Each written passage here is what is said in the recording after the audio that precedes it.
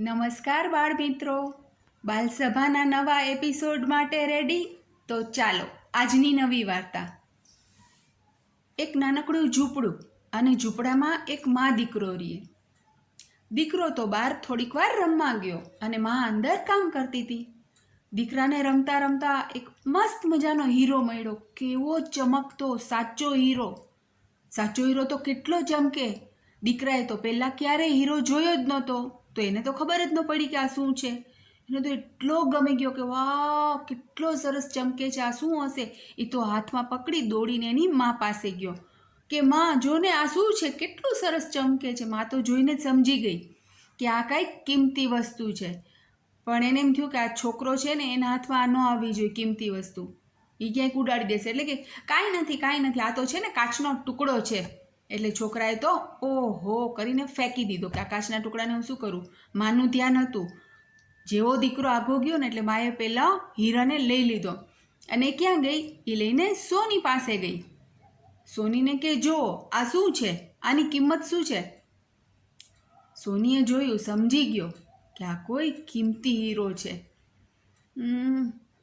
કે આ કાંઈ નથી. એના મનમાં, સોનીના મનમાં એકચ્યુઅલી લાલચ જાગી. એટલે કે કાંઈ નથી, આ તો છે ને એક કાચનો ટુકડો છે, ટુકડો.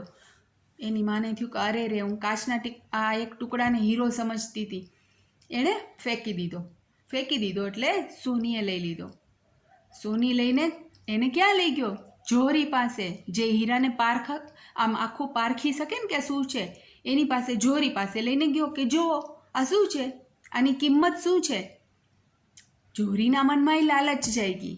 એણે શું કીધું ખબર છે? કાંઈ નથી, કાચનો ટુકડો છે. સોનીને એમ થયું કે ઓહો, મને ખબર જ ન પડી, આ કાચના ટુકડાને સાચવીને શું કરીશ. એણે ફેંકી દીધો. પણ ફેંકો તો શું થયું? ફેંકો તો હીરાના 2 કટકા થઈ ગયા. એક ભાઈ છે ને એ પહેલેથી આખી ઘટના જોતા હતા. જ્યારથી છોકરાએ હાથમાં હીરો લીધો ને ત્યારથી એ જોતા હતા. અને એને એકદમ આશ્ચર્ય થયું કે હીરો તૂટ્યો કેવી રીતે. એ હીરાની પાસે ગયા. હીરો તો હજી રડતો જ તો, એકદમ દુઃખી. એણે કીધું ભાઈ શાંત થા, હીરો તું કેમ કરીને તૂટ્યો?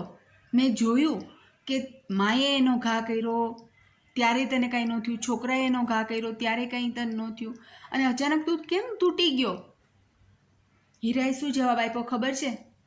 હીરો કે જ્યારે છોકરાએ એનો ઘા કર્યો ત્યારે માં ખોટું બોલી હતી કે આ કાચનો ટુકડો છે. પણ ત્યારે મને એટલું દુઃખ ન થયું, કારણ કે માને હીરાની કિંમતની સાચી ખબર ન હોય, એ મને ઓળખતી ન હોય. પછી માએ ઘા કર્યો ત્યારે મને દુઃખ ન થયું, કારણ કે સોની ખોટું બોલ્યો હતો. સોની એમ કીધું કાચનો ટુકડો.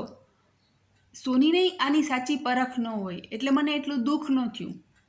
પણ જ્યારે સોનીએ ઘા કર્યો, કારણ કે પારખું ખોટું બોલ્યો, એને તો મારી સાચી કિંમતની ખબર હતી, તોય મારી કિંમત ન કરી, એટલે મને અતિશય દુઃખ થયું અને હું તૂટી ગયો. આપણી સાથે ક્યારેક આવું થાય. ઘણી વખત ખબર છે ને, ક્યારેક ફ્રેન્ડ્સ છે ને એ બીજા કોઈ ફાઇટ કરે ને તો નો એકદમ ગુસ્સો કરે કે નો રિસાઈ જાય.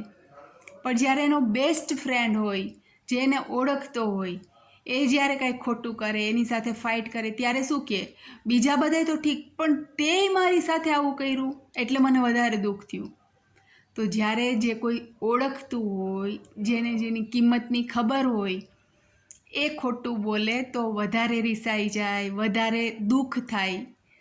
તો હવેથી શું કરશું? આપણે જેને ઓળખીએ છીએ, આપણને જેની સાચી કિંમતની ખબર છે, બરાબર, આપણા ફ્રેન્ડ્સની, કે એને શું આવડે છે, કેટલો હોશિયાર છે, ત્યારે આપણે એની સાચી કિંમત કરશું. ખોટું નહીં બોલીએ, હીરાને હીરો જ કહેશું. મજા આવી તો શું કરશું? લાઈક કરશું, શેર કરશું એન્ડ સબસ્ક્રાઈબ કરશું.